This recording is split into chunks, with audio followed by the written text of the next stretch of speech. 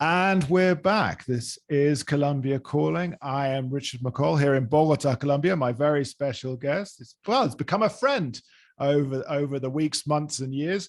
Simon Faulkner. So. Yeah, of course. Well, no, I mean, we got in touch. You got in touch through Instagram many years ago. I guess it was before COVID. Yeah, I think so. You're planning I did the literal. I snuck into your DMs. Yes. Well, it was about travel to Colombia, and then of course the conversation, and we have a mutual interest in floundering football teams. So underachieving every day. Yes. Well, you're the claret and blue side of Birmingham, and I'm sort of the yellow North London. Yeah, the irony that my football team stayed up because yours went down as well, so we had that the common pain of relegation to deal with. I have no hard feelings about that. It was a little bitter at the time, but that's okay. So you're a long-suffering Villa fan, I'm a long-suffering Watford fan. But here you go. The lows are constant, but the highs are euphoric when they happen. The highs are more glorious for the continuous lows. Yeah, I think that's fair. But anyway, Simon Faulkner is a lecturer of international tourism management at University College Birmingham, no less than lecturer of the year. And more importantly, he employed me a couple of times. So this is cool. And we will continue to do so, hopefully. Hope so. But no, I think what is so interesting, Simon, is you finally made it to Colombia. Post-COVID, you finally came. You came with a friend and your son, and then later your partner came over. So you've sort of done a whole variety of travel. You've not only done, like travel with mates or travel with children, and then travel as a, I would say a bit more romantic couple. You're sort of ticking a lot of boxes in terms of tourism when they think, because Colombia has so many different ideas of how to improve tourism, family tourism, and of course couples tourism. That's what they want to aim at. So you've covered these, and so I ticked all the different demographic boxes. The only thing you don't tick is let's say the over 50s. But I probably didn't get the lads tourism either. I didn't get to do the real party tourism. We tried a little bit in Cartagena, but over 50s will come back in. But I don't know about the lads tourism. We especially in Cartagena or Medellin, we've got to sort of shy away from that a bit. I agree. It falls into different categories, unfortunately, and we can talk about that bit. But what I am most interested in, and I think my listeners too, is that you went to Providencia about a day and a half after it opened up again to tourism. And we did. Providencia has been in the news. Well, it was in the news over a year ago for being destroyed in the hurricane. And then President Ivan Duque went out and claimed and made bold claims that within 100 days he'd rebuild Providencia and it would all be amazing. And then I guess a week into his presidency, President Petro went out and just like, oh my word, nothing's been done. And then it's been revealed how much has been spent, to rebuild, 10 houses or so. And President Duque is still tweeting about how amazing the job was that he did in rebuilding Providencia. Now, I can't make any decisions, and I can have opinions, of course, but you were there on the ground. I want to hear what you saw there in Providencia. What is the reality? Well, to start with, when we booked our flights to Providencia via San Andre, and I did some research into Providencia. Everyone wanted to go for a long time, but since before the hurricane, my original flights were booked for July 2020. COVID came along, and that was postponed to the following year. They were cancelled at the very last minute. So then 2022, so this summer just gone, was the last chance. I thought, third lucky, if not this time, I'll postpone Colombia for a few years. And sorry, I think the video just turned off. Sorry. And so we went to Providencia, and we weren't aware that the airport was closed to tourists. There was absolutely no information, no publicity that the island was closed at the time of booking the flights. I booked an Airbnb, again, very little communication in regards to it being closed. So we eventually got there via San Andre, and it was stark. I was aware obviously what had happened, but I wasn't. And you and I had spoken as well about the desired rebuild, potential rebuild. But it was still, it was stark is probably the best word. Different regions of the island were more developed than others. Yeah. The south, the more tourist rich area, Southwest Key, was quite well developed along the path to being back to normal. But the northern part of the island, so I'm not sure if you know the geography of the island. So the airport is on kind of midway through the east coast, so you go further north and you're on the main town. It's just destroyed still. So I mean, that main town and the airport and so on, there's no tourism there aside from like the airport, really. No, you might go there to get your supplies. Yeah. There's a couple of inaccessible beaches. You have to, you climb up and down over a couple of very, very steep hills, but no, there's no tourism there. It does seem like, I don't know the decision process, but maybe tourism was prioritized because the south of the island is by far more developed than the north, around the beach area. But we'll talk about this, the stakeholders that were involved in the rebuild, but from the people that we spoke to, a lot of the wealthier people, maybe the second homeowners, took matters into their own hands and privately rebuilt their properties to try and open up as soon as possible. Yeah, I mean, there's this talk. I want to know sort of when you looked at that town or looked at towns that were not rebuilt, what are we looking at? There's still ruins of houses, or absolutely, yeah, just destroyed houses, yeah, without question. The things that I've living in the UK, I've not seen these things, with the naked eye. You've seen them on TV. I've never seen it in that environment before, and just complete destruction, complete and utter destruction. The mangroves were completely ripped from the floor, and buildings leveled, and just complete. It's difficult to articulate it apart from saying complete destruction.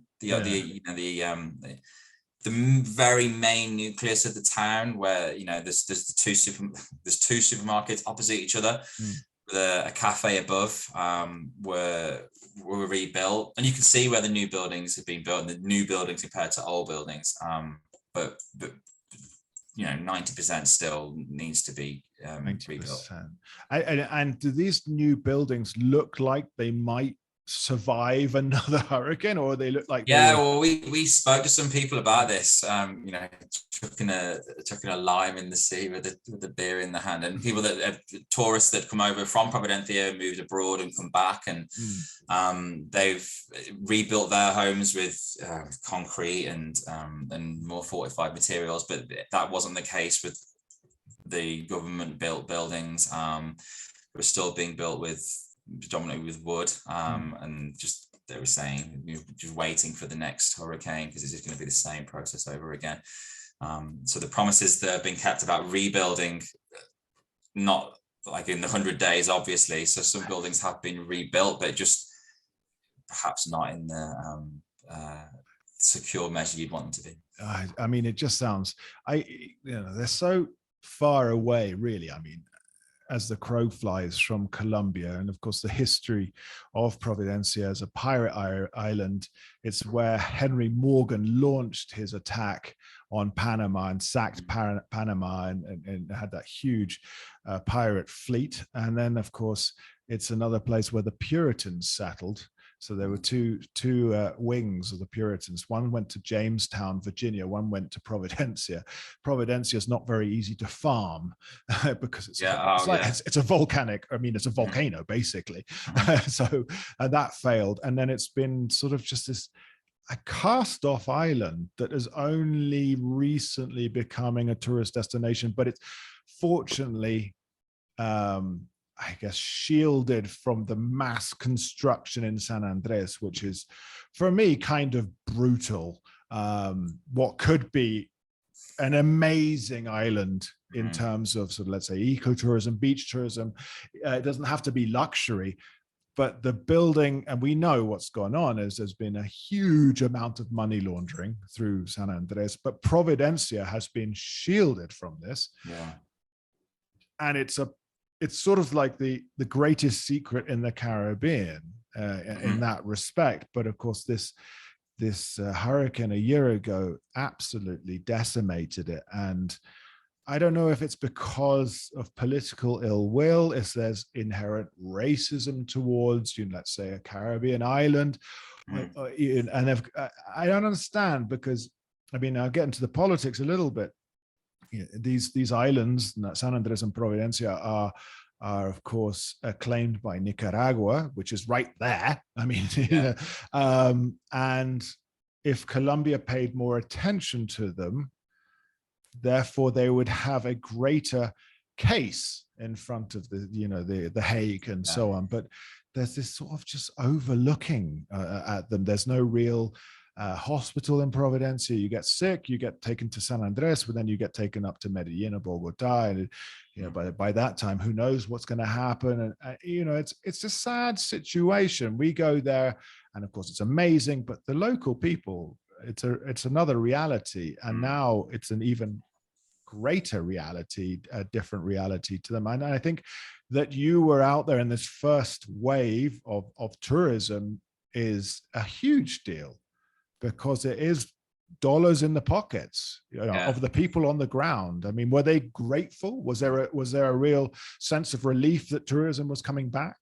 Yeah, so tourism started on the 23rd of June. That's when it officially reopened. We arrived probably 22nd, 23rd of July. So about a month later. A month later, I would say. And yeah, there was definitely an element of gratitude, but I think there was also an element of,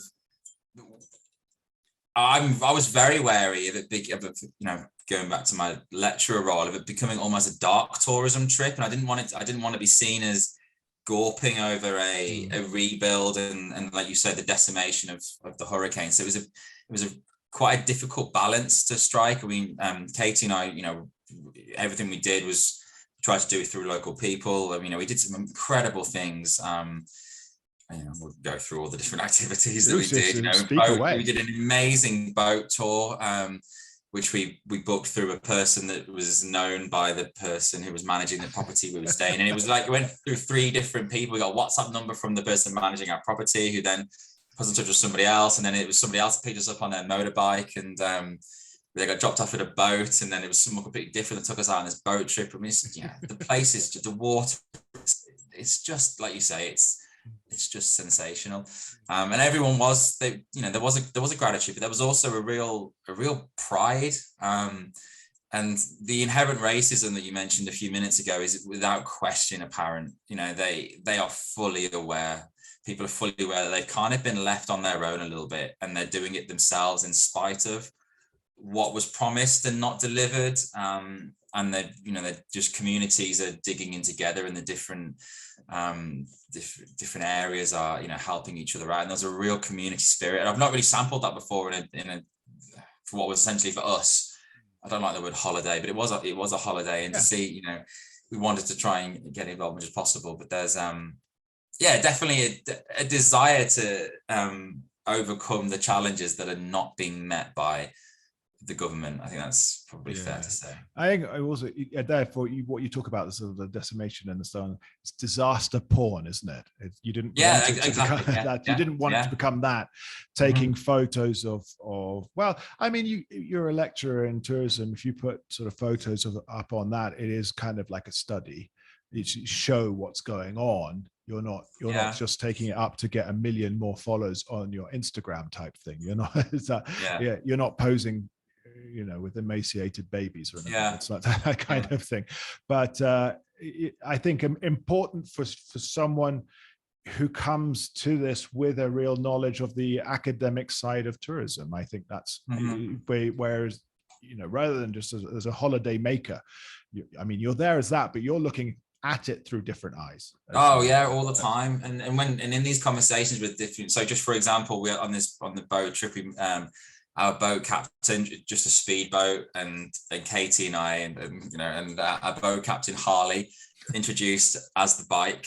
We talked a lot about one of the things that he said that we'll never forget, and this really, really emphasizes this community spirit. He talked about the fact that if it had been San Andrés instead of Providencia that was impacted upon by the hurricane, then San Andrés just wouldn't be here anymore. San Andrés doesn't have the mountains in the middle that Providencia has. So he said that we are grateful that it's Providencia that was affected, because we can survive this, we can come back, and we have the protection of the mountains, whereas San Andrés will just be completely wiped out. And that we both try to play it a little, it's quite an emotional statement to make. Knowing what happened and having seen it, with our eyes, that's a huge thing to say. So the community spirit and the fact that it's, you and I have talked before about this idea of almost promoting the people. I mean, that to me was the evidence of that. If that's what the people are like here, then that's your marketing. That's what you go for. These people are incredible. But in terms of the attractions are, there's so much to see. El Pico, the climb to the peak, the waters, the beaches. I mean, it's a phenomenal place. But they've just got to be so careful with how they manage it and how they plan it and how it develops from here on in. It would be very, very easy. And there's already talk, the airport is being rebuilt, but expanded. Ports are being expanded as well. There's a couple of islands off the East Coast, incredibly beautiful. We didn't get their names. I think maybe Turtle Island was one of them, perhaps. It's one, yeah. Where they're building a quay, so people can, and then they're going to build bars and restaurants. At the moment, it's this incredibly beautiful deserted island. Yeah, the travel. One of the travel writer for years ago for Time Out, his name was Chris Moss, wrote a few pieces about Providencia. And I remember I met him in person and we were like saying, I've said I've been a couple of times and I love it. And he goes, I was in two minds about writing these articles because I don't want anyone else to find it. Yeah. It's that kind of it. But it is that thing is that it needs to be low level local tourism. Yeah. Because it can't cope. I mean, with big tourism, and it wouldn't be able to cope not only with infrastructure as well, but also the environment. It's so delicate.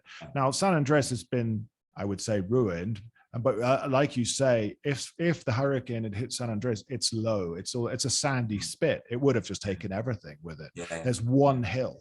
It's geographically so different to Providencia. But that's an amazing thing to have heard. Is that oh no, we're glad it hit here. Yeah, that's someone who lives there.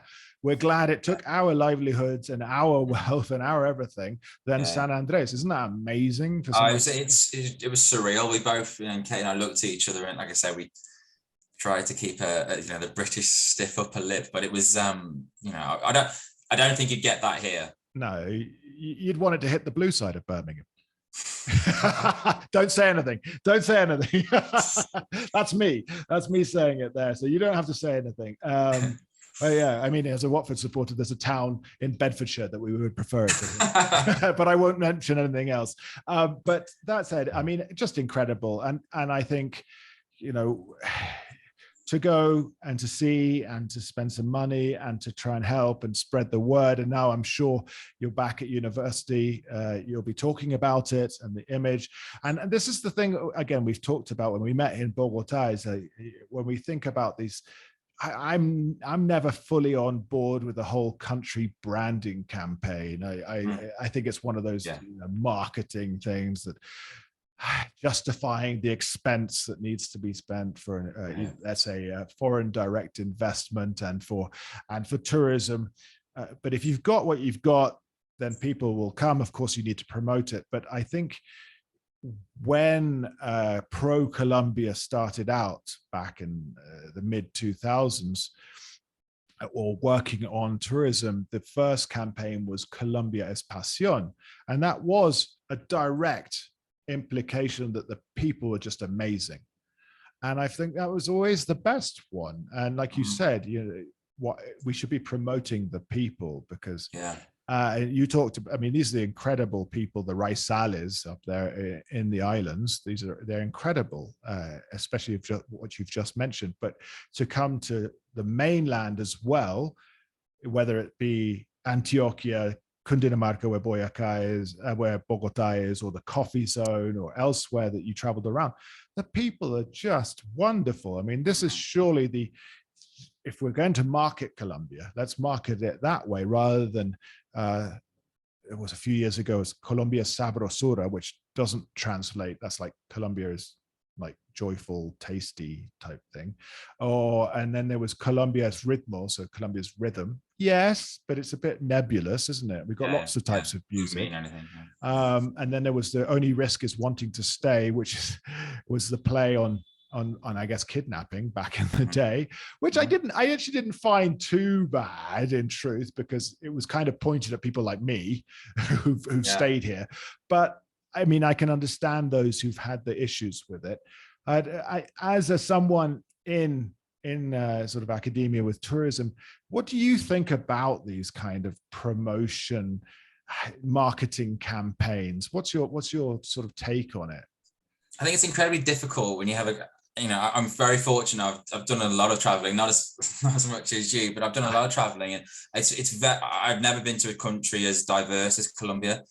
To try and encapsulate everything in that country into one advertising campaign or one marketing campaign will be incredibly difficult. One of the few constants throughout the country is the people. Whether you have an advertising campaign that focuses on people in different natural environments, perhaps with inclusion of a city like Cartagena, perhaps is something you could do. It's very, very difficult. I don't envy the people in charge of doing something like that. Just from someone that is one, I said to you, when I was away, I was very, very pleasantly surprised by the number of solo female travelers that were traveling. Really surprised. I thought about writing an article about. You mentioned the previous campaign, the only risk is wanting to stay. That doesn't really seem to be there's no discussion around that anymore. Like, it's just seen as perhaps not mainstream, but it's not far off there now from being a destination where people just think about going to.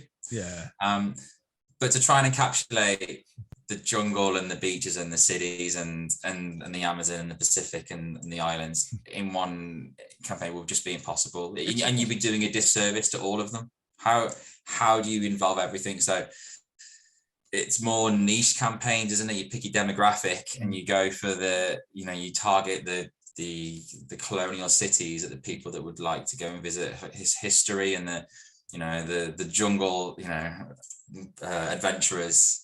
You target those campaigns rather than one whole sort of one size fits all advertising, which I just don't think works. Because we don't have the Machu Picchu, which is that's the image for Peru. We don't have the Galapagos, the image for Ecuador, and Costa Rica for so long has taken the sort of pura vida, we are the natural place and so on. But Colombia, I mean, as I've said before and I've said again, it's the sleeping giant of ecotourism. But how do you sort of get this together? And as you say, you're doing disservice to regions. There was one time when they always put the costeño hat, the volteado, up as an image, but it's an image for the northern section of the country. It's not the image for the south, which is more Andean. It's not the image for Antioquia or the coffee zone. It's not the image for Bogotá. And so it's very tough. And I mean, that's Colombia. It has too much to be able to. Well, that's a really great way of putting it. I think it does. I had a month there, so I was with my son and my friend for 2.5 weeks, and then with Katie, for my partner, for 2 weeks, and barely scratched the surface. Didn't get to see Monpas, didn't get to see the Pacific, the Amazon regions. I had a month there, and I was I like to do sort of 3 nights really in a place, then I like to move on to somewhere else. And like I say, I didn't scratch the surface. So to try and fit everything into one campaign would be very, very difficult. So let's hear a bit more about where you went, because I think there were places that you preferred over others, and there are places where you had more of an adventure. And I recall you saying something about Tayrona National Park. And of course, we know it for its idyllic beaches and the, the sort of the indigenous populations. It's sacred to them and so on. Did you have quite an epic hike through there or something? Oh, we just were not prepared for the hike whatsoever. So we, this is when I was out with Luca, who's my 14-year-old son, and a friend of mine, similar age, 38. And we just had no idea what this hike was going to be like. So we had I don't own a pair of walking boots, so I don't have walking sticks. We only had our big, relatively big backpacks, and we went to the Calabazzo entrance and just started. We had our yellow fever vaccines as instructed by the Colombian Tourism Board. Got to the entrance of the park, wanted to show our pass that we, our evidence of our yellow fever vaccines, not required. So that's £190. I'm not going to see again. And then the hike started, and it just didn't end for a really long time. Why did you go in the Calabazzo entrance? Because where we were staying, I think it's Playa Blanca. I think that was the name where we were. So that's where we were recommended to enter to get to Playa Blanca. Because it's a long hike from there. Yeah, it was ridiculous. The first part of the hike is incredibly steep. Yep. I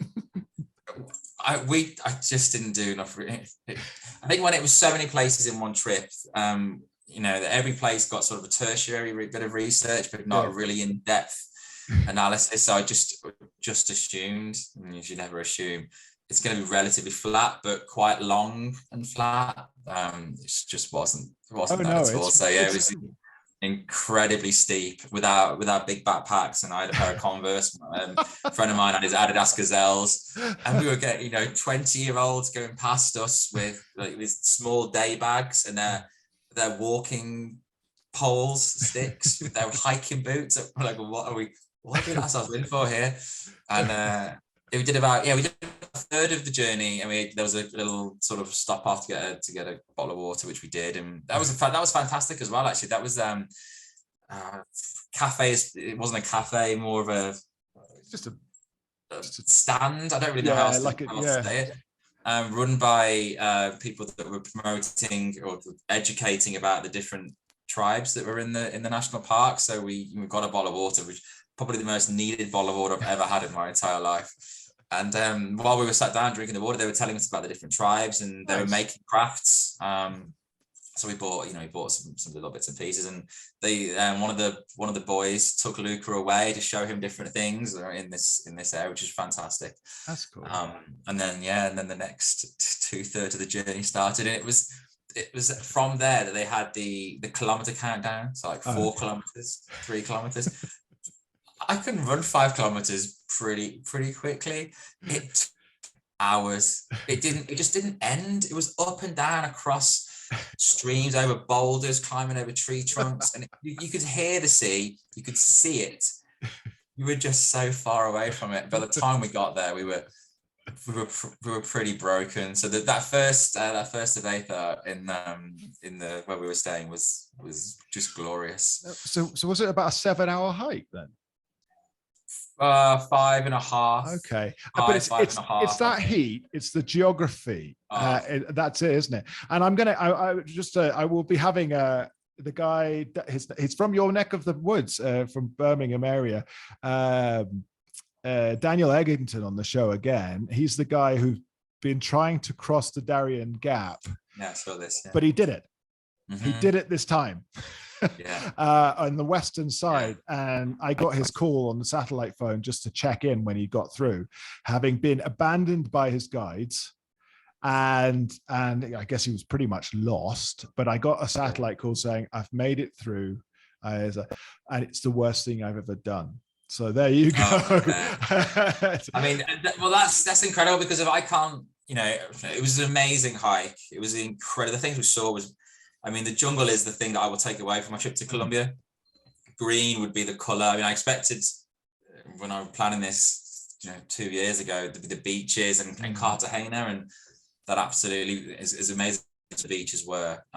We'll come to Cartagena later, I'm sure. Yeah. The jungle is just that color green. It blew me away. So we saw amazing things, but it was tough. So what Daniel did, I can't wait for that episode, because that would just be well, hopefully I'm talking to him next week. I'm actually recording a whole bunch of episodes in advance, because I've got some travel up ahead and so on. But I want to ask, how Luca, your son, 14 years old, how did he find the trek? Oh, he's fantastic. He is he's incredibly intrepid. I carried his bag a little bit, purely because I did, it's one thing doing the trek, doing it with the backpack on your weighing you down is another thing altogether. But he was brilliant. He loves this sort of thing. He loved the entire experience. Good. Tough at times, so we stopped. We had our I always try and make sure that he gets to soak in the natural environments he's around. So we had, it was in a 5-hour trek, maybe a little bit less than that. There's plenty of time for that. We also, we put our loudspeaker Bose on and played some music as well, and just to try and cheer up the spirits. He was great, loved it. The can of Coke he had at the end. So coming back out of the national park, I promised him an ice cold can of full sugar Coke. I think that got him through for the last half. And the noise he made, I've not heard him make before. But he was amazing. I've got some great photos of him trekking through, and awesome. He just does it. No moaning, all good. I'm glad to hear that. Now let's move on, because I know that I think Cartagena was your least favorite place and of course it's I have all sorts of thoughts about Cartagena, and actually have to go through, because one of the cities that feeds us in Montpos, let's say, in terms of tourism. But I am very wary of the city, and I'd like to hear your opinions. It just seemed out of control. I mean, you Google Cartagena, and the pictures of the buildings make you think of an Antigua and Guatemala, or Grenada and Nicaragua, and it's just a different beast. I mean, that's the point. I'm stealing your line there. I think different beast. So. It's just incredibly busy. You don't really get a chance to enjoy the architecture because there's just so many people around you, and it just never at any point felt in any kind of peace. It's difficult to articulate. I'm very aware of the first world problem mantra with this, but from what my expectations and what I hoped it would be like, having been to Grenada and Antigua and Leon, it was just very different. Very, very different. The beaches, I mean, it's not, one thing I would absolutely say, I've got no issue saying this, it's not a beach city. You don't go to Cartagena for the nearby beaches. No, absolutely not. It's a city to go to see the architecture, and then to move on and go. And we went east from Cartagena, but the beaches. I am always saying that to people. It's not a beach destination, and they're very clever in their marketing of it. They try and say, the beaches and so on with this, but it's not a beach destination. I'm sorry, I've got a child crying behind me. But it's not a beach destination, and it shouldn't be marketed so, because I think that's disingenuous and does the destination a disservice, I think, as well, because you expect it. And if you go to the beaches, let's say in Boca Grande, you probably won't have seen, but in the last couple of weeks, there've been every year there are the same scandals that come up. It's kind of like the silly season in press reporting. Now, there were some Mexican tourists who were charged around $1,000 for some beers and some fish and a massage or something. And then there were some Ecuadorians as well. And, the tourists are taken advantage of, because that it is the industry. It is the industry in Cartagena. If you don't work in it, or if you don't work in the refinery or in the port, really, and of course, it's a massive, I would say, underclass of people, unfortunately, who live beyond the city walls, the old UNESCO walls, who don't have the opportunities, and so are looking for anything. And of course, I don't justify the overcharging and so on, because you're ruining it, and that you've got to understand that you treat people right, and they come back and they make references to it and so on. But it's a tough one, Cartagena, on that front. It's a tough one. And so you spent 3 days there? 3 days. 3 days, including a day in Playa Brava, Brava? Playa Blanca. Blanca, yeah. That's, I don't have a lot of good things to say about that either. No, that was, I mean, it was a day trip. And the other thing, you know, you saying promoting it as a beach destination, you're actually taking away potential trade from other beaches along the north coast that would benefit from having the trade that the Cartagena was going. I mean, you know, Playa Blanca was incredibly busy, and then at 4 o'clock everybody left, so we were in the car park at the beach for a good hour and a half waiting. Different mini buses and taxis and cars left. So I think an alternative way of marketing Cartagena to take away from the beach tours might actually make it a little bit quieter, disperse tourists around the country in different places, which could be a plan, because no one's going to leave those beaches and thinking, I've had an amazing day at the beach. It's not the beach. It's the first beach we went to in Colombia. Yeah. And you know, again, you see the Colombia beaches in the Lonely. You know, I'm still one of the last, probably, with the Lonely Planet book, and you know, that's how I do my planning in the local boozer with a beer, and it's the beaches are a big part of the draw. And if that's the first beach you see in a flagship destination, it was a bit of an eye-opener. So I think that would be one way of, you know, that's your colonial, your beautiful city. There's other places to go to for beaches.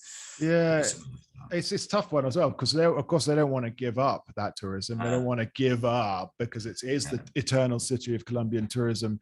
And, you know, well, tourism in local regions might be somewhat altruistic. In these let's say mega destinations, it's you know, everyone's fighting for that last person to fill a room, especially when you got places with 200 rooms. And it's like, I guess it's the Caribe, Hotel Caribe has got that, Hilton, there's a Radisson now, and so on. So these are big things. It's not, we're not just talking about the hundreds of boutiques that seem to exist.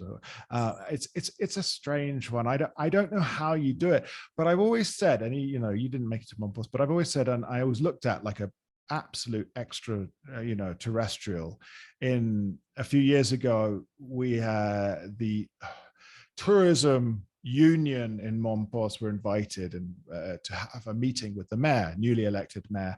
And as always, I was at the back because I don't like meetings, so I hide. But we went through, the mayor sat down and he asked each of us, so hotel owners, tour guides, so on, to what he could do for us. So every person sort of stood up on what they wanted. Everyone was talking about infrastructure, roads, so roads and bridges to get more tourists in. Everyone said that, and it got to me, and of course, you know, this weirdo Brit, bitter, sat there. I went, I don't care about roads and I don't care about bridges. I said, you focus on getting good hospitals, working on the drains and the schools, and the tourism will come. I mean, we'll look after the local people, because mass tourism is not what we want here. It's a small UNESCO World Heritage Site which needs to be managed. We need to have rules on how buses enter the city, how trucks go through the colonial area. And my God, how they looked at me. I was just like, what am I trying to damage it? Am I trying not to help them in tourism? It's like, no.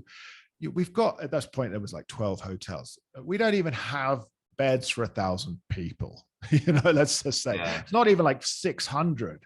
We probably do now. But it's like, what are you going to do with mass tourism if they get off in buses and stuff that drive through the center of town? You know, damaging the integrity of a UNESCO World Heritage Site. And the local people need the education, they need the hospitals, and they need the drains, and it all goes together. And you sort of, and that's my feeling a bit towards Cartagena. I'm not even going to use it. I want to say leveling up, like Boris, but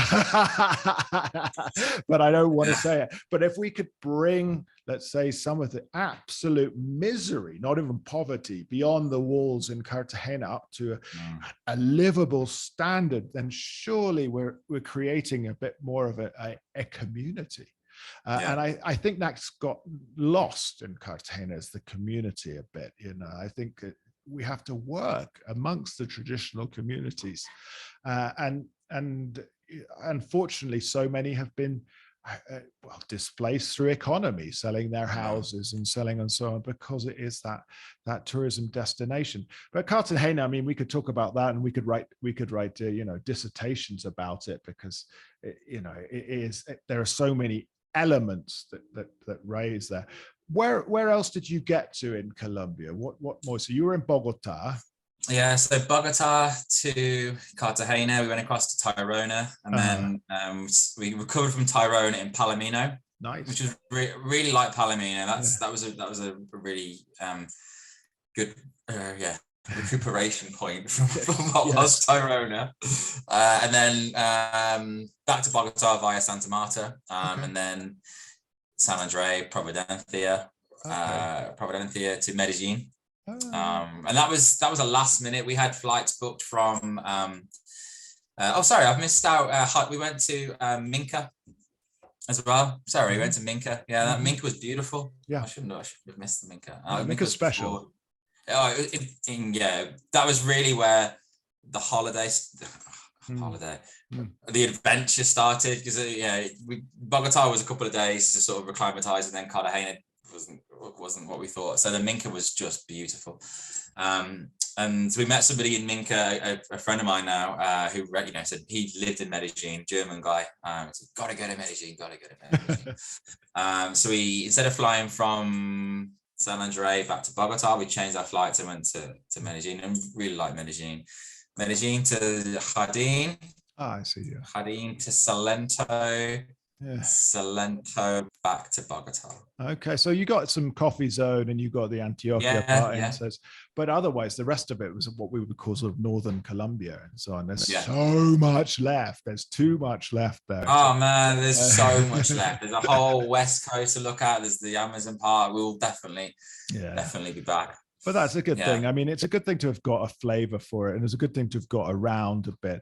And I mean, again, the first 2.5 weeks you traveled with your son, what would you say as Colombia with destination with children? I thought it was fantastic. I think you have to have it. I already have one child. I can't really relate him to any of the children. You have to have a bit of patience. He's parenting. Absolutely. Yeah. He's incredibly willing. I thought it was perfectly set up. We stayed in. We always, when we go away, we always stay. It was all hostels. Mm-hmm. Apart from Katie and I, when we went, we were in Airbnbs. But when I was there with my friend and Luca, all hostels, dorm rooms.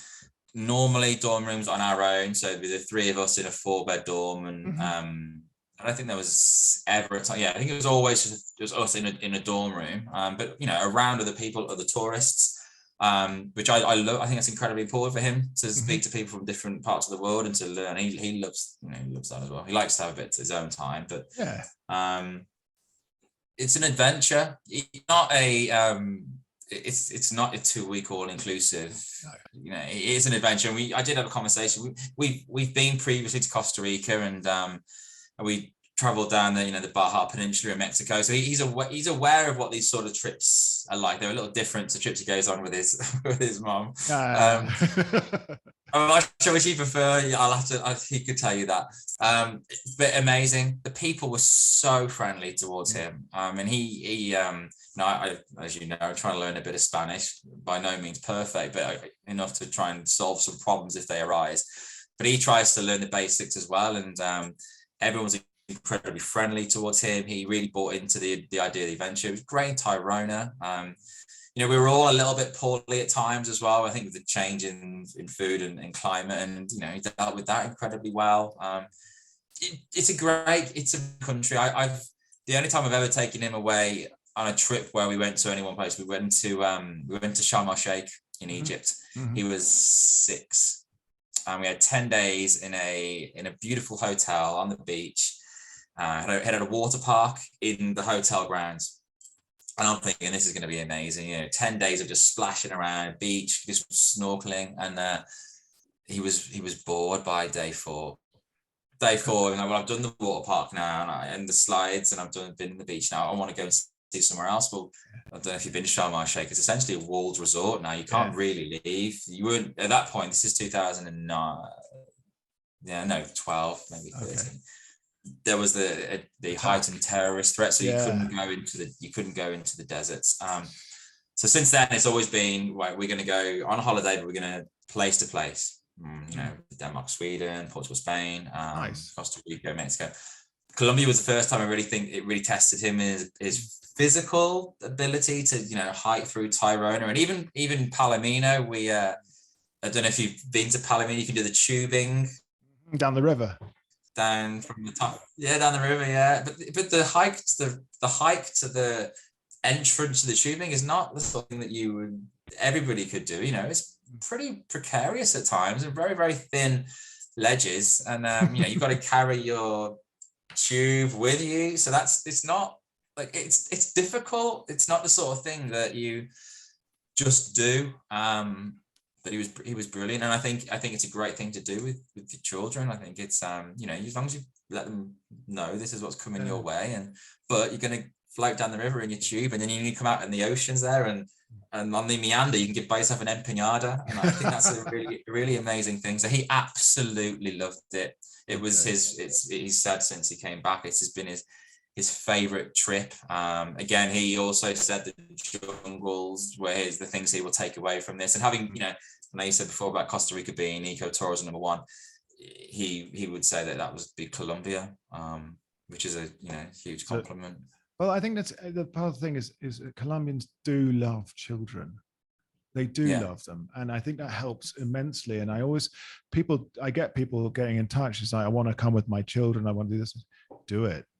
The infrastructure in circumstances is lacking, but this is only a question of time. And when you're talking about the thin ledges and so on, well, so long as and so long this as is it. And I actually think that part of the charm and the romanticism of it is that it's not easy. And I think if you take that, going back to Providencia and San Andrés, Providencia has got a lot to learn from San Andrés. It would be really easy. The easy thing to do in Providencia is to just do a San Andrés and do a money grab. You're going to lose all the charm. And there's one of the pushes at the moment in academia is looking into this idea of the high quality tourist, and actually it should have been more high quality tourism than the high quality tourist. High quality tourist is incredibly classist. Who constitutes a high quality tourist? You could probably say that San Andrés has the high quality tourist. Providencia has the adventurer. You're not going to Providencia as a very, very, very affluent person who spent thousands of pounds. You're going there to sample, experiential tourism, to really be amongst the people. I think there's a lot to be said to making it a little bit difficult. You see, you have to hike up to the tubing. Well, that's okay, because you go on a tube down, and I think that if you're going to get family, again, this idea of experiential tourism is families, and this is a huge post-COVID reaction in tourism. Families doing things together. It was great. I was walking behind Luca, and my friend was in front of him, and we would, helping each other with these tubes. And then we got on the tubes and came down the river, and it was amazing because we did this together. The Tirona National Park hike back, Luca and I were ahead of my friend quite considerably.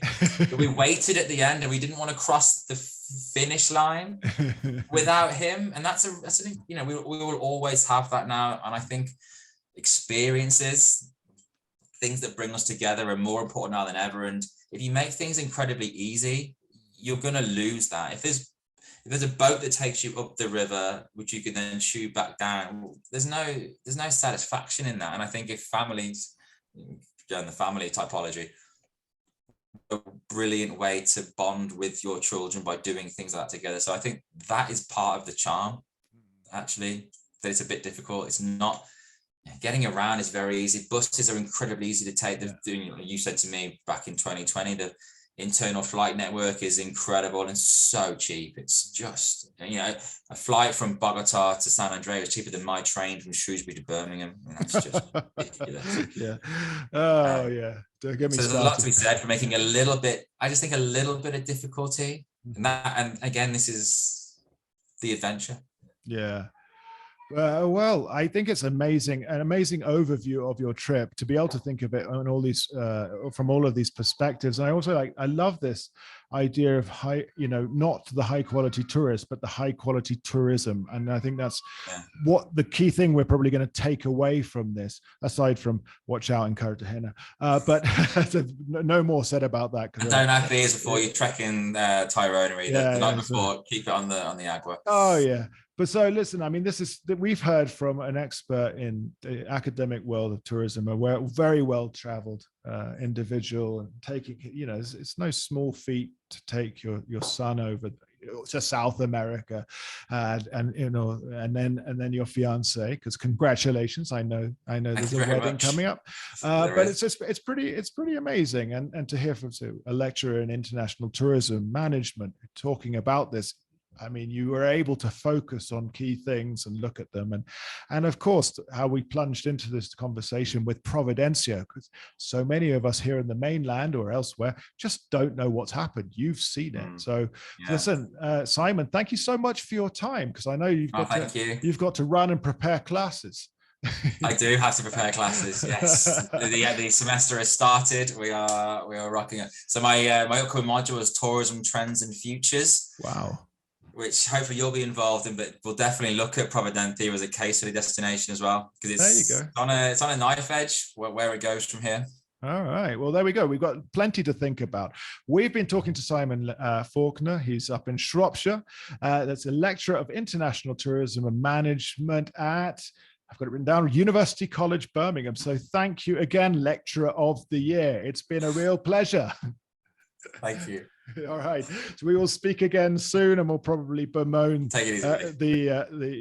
our relative football team. So thank you again. This has been Colombia Calling, and we'll be back next week with more conversations about Colombia. Now over to some messages from our sponsors, and goodbye.